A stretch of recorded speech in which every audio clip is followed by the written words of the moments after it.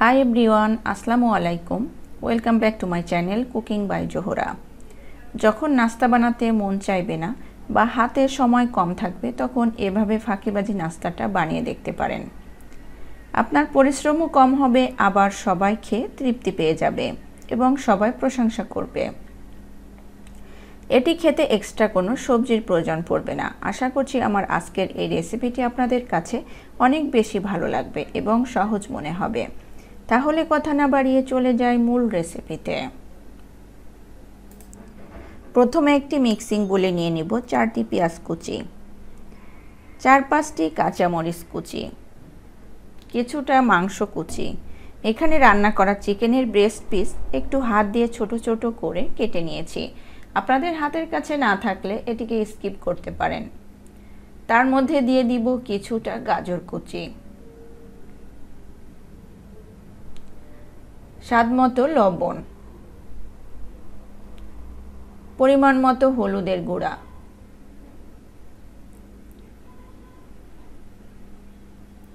আরও দিয়ে দিব একটি ডিম। এরপর হ্যান্ড উইক্সের সাহায্যে সব কিছু ভালোভাবে মিক্সড করে নিব। ভালোভাবে মিক্সড করা হয়ে গেলে তারপর এর মধ্যে অ্যাড করব 2 কাপ আটা। আপনারা আপনাদের পরিমাণ মতো বাড়িয়ে বা কমিয়ে নিতে পারেন, আর আপনারা চাইলে আটার পরিবর্তে ময়দাটাও দিয়ে করতে পারেন। তার মধ্যে আরও দিব 1/2 কাপ চালের গুঁড়ি। এখানে চালের গুঁড়িটা দেওয়ার ফলে এই চাপটি পিঠাটা মচমচে হবে। তারপর পানি দিয়ে সব কিছু মিশিয়ে নিব। এখানে অল্প অল্প করে পানি দিয়ে মিশিয়ে নেবেন, তাহলে পরিমাণটা পারফেক্ট হবে। একসঙ্গে অনেক বেশি পানি অ্যাড করবেন না, তাহলে ব্যাটারটা পাতলা হয়ে যেতে পারে। এভাবে করে খুব ভালোভাবে মিক্সড করতে হবে।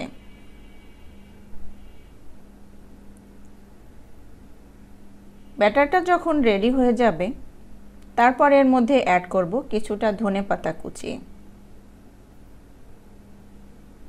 আমার এই ধনেপাতাটা ফ্রোজেন ছিল, আপনারা ফ্রেশটাও নিতে পারেন। তারপর সব কিছুর সাথে মিশিয়ে নিব। দেখুন এই রকম ঘনত্বের হবে। এই রকম ঘনত্বের হলে চাপটি পিঠাটা অনেক বেশি পারফেক্ট হবে। এরপর চুলায় একটি প্যান বসিয়ে প্যানটাকে ভালোভাবে গরম করে নিব। এরপর একটি টিস্যু পেপারে সামান্য একটু তেল লাগিয়ে প্যানটাকে মুছে নিব। এরপর ওই প্যানে কিছুটা ব্যাটার দিয়ে দিব এবং রুটির মতো করে ছড়িয়ে দিব। দেখুন একবার দেখলে যে কেউই করতে পারবেন। তারপর ঢাকনা দিয়ে কয়েক সেকেন্ড রেখে দিব। তারই মধ্যে এটি সিদ্ধ হয়ে প্যান থেকে ছেড়ে আসবে। ওই পর্যায়ে উল্টিয়ে দিব। এরপর সামান্য একটু তেল দিয়ে চারপাশে ছড়িয়ে দিব।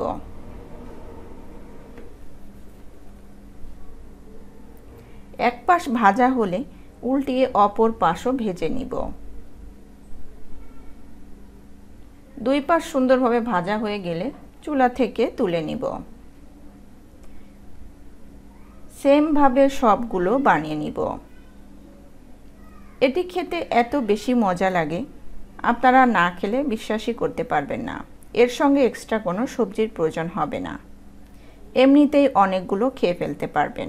আশা করছি আমার আজকের এই ফাঁকিবাজি নাস্তা রেসিপিটি আপনাদের কাছে অনেক বেশি ভালো লেগেছে।